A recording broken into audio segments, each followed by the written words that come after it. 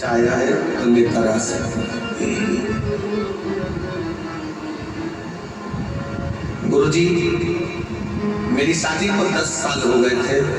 संतान का सुख नहीं। दिल्ली का कोई ऐसा हॉस्पिटल नहीं जहां डॉक्टरों को हमने दिखाया नहीं। गोद भी भरवाई, डॉक्टरों के हिसाब से मैं मां नहीं बन सकती। संतान का सुख नहीं था। कोई बच्चा मेरी गोदी में आकर बैठ जाता था तो लोग उस बच्चे को उठा देते थे, क्योंकि लोग मुझे बांझ करते थे। इतना अपशब्द लोगों ने ताना दिया, अपशब्द कहे। गुरुदेव, ताने पर ताने दिए जाते। दुख इतना था कि भगवान के सिवा किसको कहे।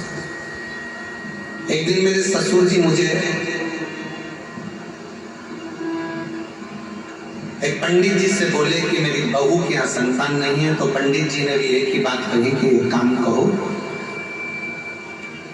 टीवी पर आस्था चैनल पर सियोर वाला महाराज कथा करता है। शिव महापुराण की कथा अगर आसन लगाकर टीवी के सामने बैठकर भी अगर दिल से सुनी जाए और सफेद आंकड़े की जड़ का प्रयोग करा जाए, या किसी पंडाल में बैठकर कथा को सुना जाए और बाबा से झोली पसार कर मांगा जाए तो जरूर। मेरे ससुर ने पंडित जी से कहा कि डॉक्टरों ने मना कर दिया कि कभी मां नहीं बन सकती। पंडित जी कहने लगे, एक बार अगर कथा के पंडाल की अगर रज भी उसके उदर पर लगे तो उससे भी फल मिलेगा। आपकी कथा नासिक में 2023 में चल रही थी, तब हम उस कथा को सुनने के लिए पंडाल में बैठ गए।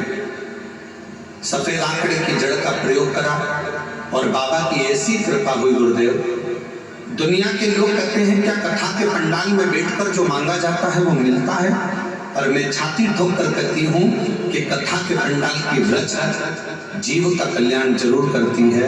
और 14 नवंबर 2024 को मेरे घर में 10 साल के बाद संतान की प्राप्ति। गुरुदेव, मैं मां नहीं बन सकती थी, क्योंकि मेरी रिपोर्ट में यह था कि मैं मां नहीं बन सकती, पर मेरे बाबा ने मेरे ऊपर कृपा करी। मेरे बच्चे का मैं फोटो भी लगा रही हूँ। तो 14 नवंबर 2024 को मेरे घर में पुत्र रत्न की प्राप्ति 10 साल। और तेरी कृपा का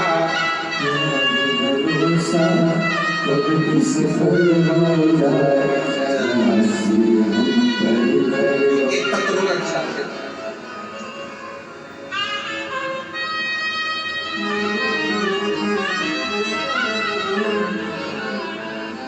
मेरा नाम संध्या सैनी है, पति का नाम कविंद्र सैनी है। मैं दिल्ली के बुरारी संत नगर की रहने वाली हूँ। पत्र को आप लोग एलईडी पर पढ़ सकते हैं। एलईडी पर चल रहा है पत्र? एलईडी नहीं चल रही है क्या? अच्छा, एलईडी नहीं चल रहा।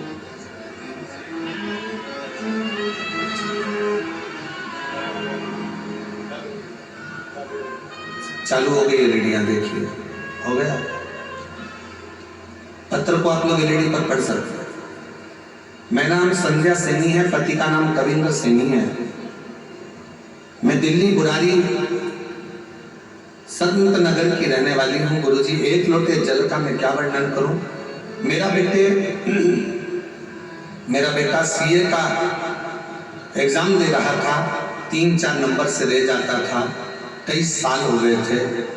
बेटे ने आखिरी में हिम्मत हार दी और बेटा कहता है कि माँ, अब मैं एग्जाम नहीं दूँ।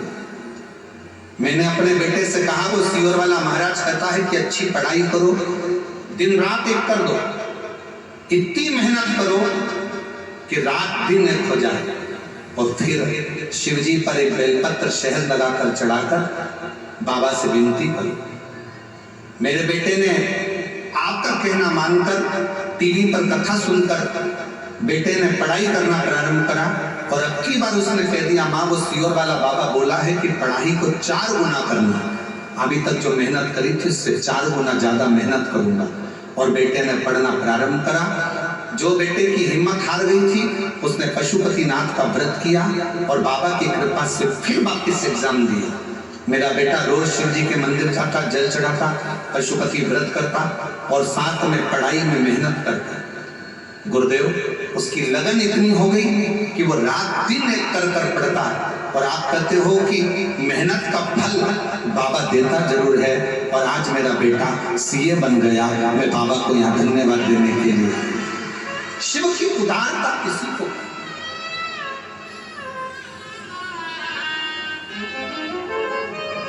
और तेरी कृपा का क्या कब किस पर हो जाए जरासी हम पर गए लो, जरासी हम पर गए लो।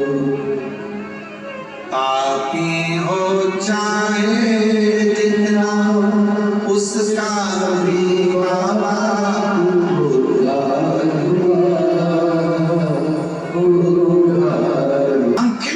करेंगे। मेरे बेटा बेटियों से, मेरे नवयुवक बच्चों से, मेरी बहनों से, मेरे जीजाओं से, मेरी बेटियों से निवेदन है, कभी हिम्मत मत हारो।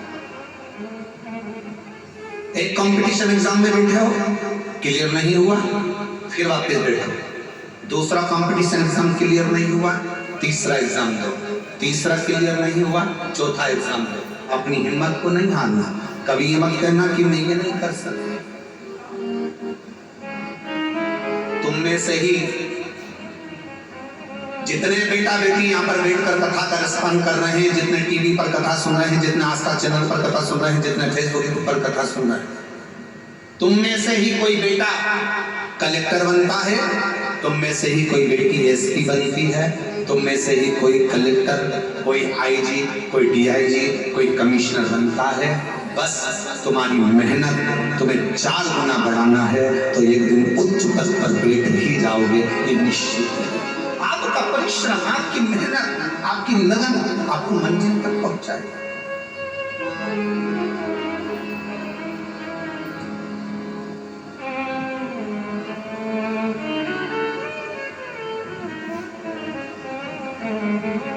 और फिर निवेदन करूं, किसी ने कह दिया कि तुम्हारा यह काम नहीं हो सकता, कोई ने कह दिया तुझे कैंसर हो गया और कैंसर होने के बाद तू ठीक नहीं हो सकती, तू ठीक नहीं होगा, तेरा किडनी लीवर बेकार हो गया, तू ठीक नहीं हो सकता, तू ठीक नहीं होगी। तुम छाती ठोक कर कहना, वो मेरा बाप है, मेरा शंकर। एक दिन अगर कथा के पंडाल में बैठकर कथा सुनकर वहां की मिट्टी को मेरे शरीर पर अगर लगाई है, तो मेरा बाबा मुझे ठीक कर ही लगेगा, ये निश्चित है, ये मेरा विश्वास। और देखो एक पत्र है,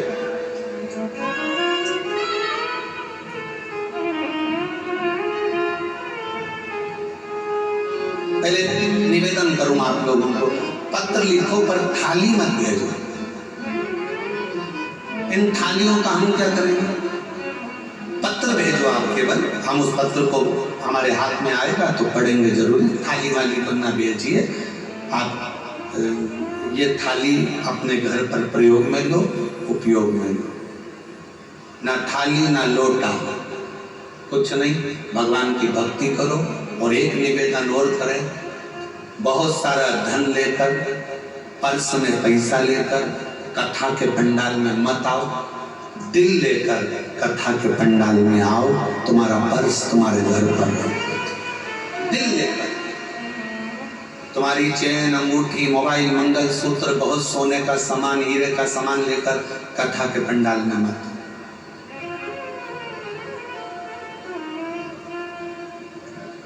और यदि तो तुम्हारा कोई सामान चोरी होता है तो उसमें जवाबदार तुम हो।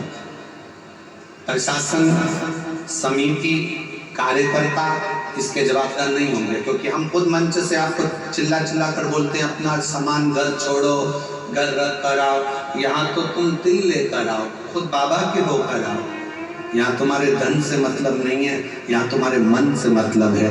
हृदय लेकर आइए, दिल लेकर आइए, बाबा को रिझाइए। बाबा अब प्रशासन तुम्हें संभाले कि तुम्हारे गोल्ड को संभाले? इसलिए निवेदन है, अपना अपना जो सोना चांदी हीरा पन्ना जो तुम्हारी चीज कीमती है उसको घर छोड़ दो, मना नहीं।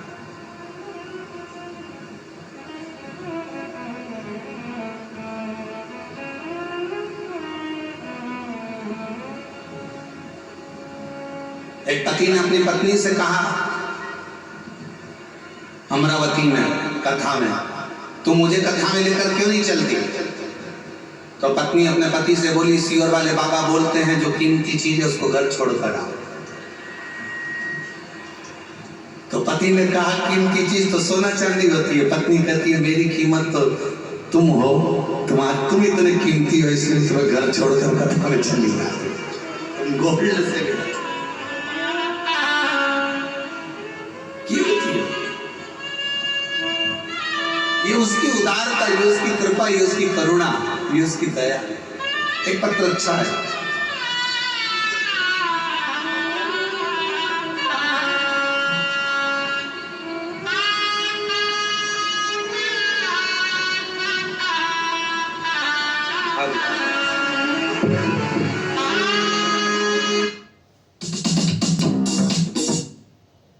को गोद लिया, बेटी को भी मंदिर लेकर जाती, बाबा से प्रार्थना करती, और डॉक्टरों ने तो कह दिया था कि तुम कभी मां नहीं बनोगी।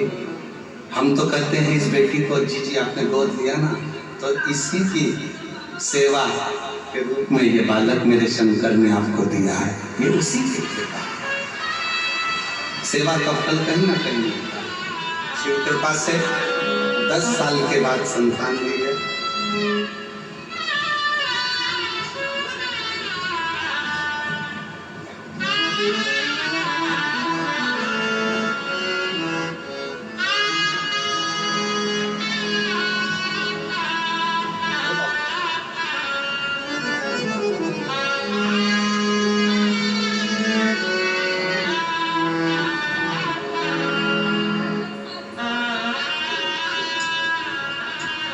तेरी कृपा का क्या है भरोसा, किस पर हो जाए नाज़ हम पर कर दो, हम पर कर दो। श्रीमती गीता देवी, पति का नाम श्री रविंद्र सिंह प्रजापति, भजनपुरा दिल्ली। मोबाइल नंबर ये है। 2021 में कैंसर हो गया। डॉक्टर ने थोड़ा सा समय दिया, कह दिया कि कुछ समय क्या करें। हॉस्पिटल से इलाज करा कर आ रही थी कि किसी ने, ऑटो वाले ने कहा कि बहन जी क्या बीमारी हो गई? कहा कैंसर। कहा कि वो एक सीहोर वाला महाराज कहता है कि आप कैंसर का इलाज कराओ, दवाई लो, डॉक्टर को दिखाओ, जांचें कराओ, पर साथ में शिव पर विश्वास कर शंकर जी के मंदिर में जाकर एक लोटा जल चढ़ाकर उसका आचमन करो और बेलपत्र चढ़ाकर। आपने खाई? कहा नहीं। उस ऑटो वाले के वचन पर विश्वास कर डॉक्टर ने थोड़ा सा समय दिया था। हम सीहोर चले गए, वहां से रुद्राक्ष लिया है, जल में उसको रात भर गलाते, शिव जी को चढ़ाते, बेलपत्र खाना प्रारंभ करा, और दूसरी बार फिर वापिस बाबा से विनय कर डॉक्टर को दिखाने के लिए गई, और बाबा से कहकर गई, बाबा डॉक्टर ने थोड़ा सा समय दिया है, अगर मेरा कैंसर ठीक हो गया 5 पंडाल बैठकर कथा सुनूंगी। और बाबा की कृपा से दूसरी बार जांच जब दिल्ली में कराई कैंसर हॉस्पिटल में, तो कैंसर पूर्ण तरह से स्वस्थ था। कैंसर ठीक हुआ। मैं कोसी कला गई, फरीदाबाद गई, ग्रेटर नोएडा गई, मेरठ गई, 5 स्थान पर मैंने शिव महापुराण की कथा सुनी और बाबा से प्रार्थना करी। आज मैं पूर्ण तरह से स्वस्थ हूँ। बाबा की कृपा से मेरी कैंसर की रिपोर्टें पूरी नीला। मैं शिव क्या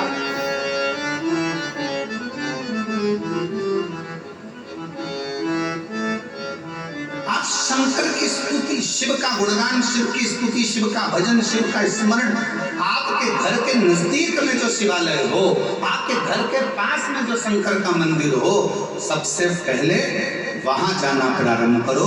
शिव जी को एक लोटा जल चढ़ाना प्रारंभ करो। हमारा निवेदन है, बहुत दूर जाने की तमन्ना में, केदारनाथ जाऊं मैं, अमरनाथ जाऊं मैं, यहाँ जाऊं, खूब जाओ, पर पहले पास के शंकर के मंदिर में जाना चालू करो। जिस दिन मेरा शंकर तुम्हारा हाथ पकड़ लेगा उस दिन खींच कर तुम्हें केदारनाथ और अमरनाथ बुला लेगा। उस दिन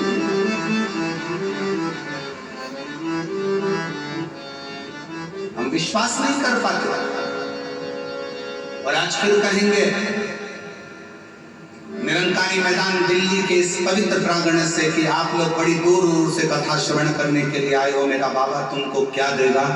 ये तो 3 महीने बाद आप और हम जब कथा के पंडाल में कहीं मिलेंगे तो आपका पत्र इसी दिल्ली के एक निरंकारी मैदान की कथा का लिख कर भेजोगे कि हमने कथा सुनी थी और मेरे बाबा ने मुझे दिया।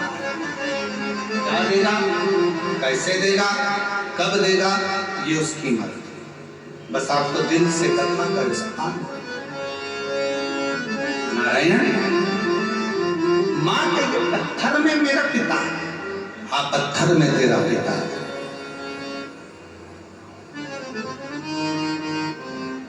ये शिला, ये कंकर, ये पत्थर मेरा पिता, हाँ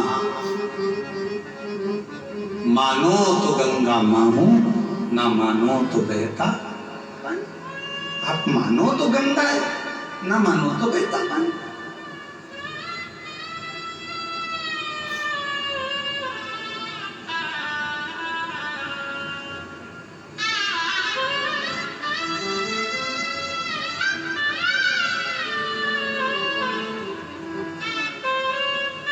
यह आपके ऊपर निर्भर करता है कि आप क्या मान रहे हैं।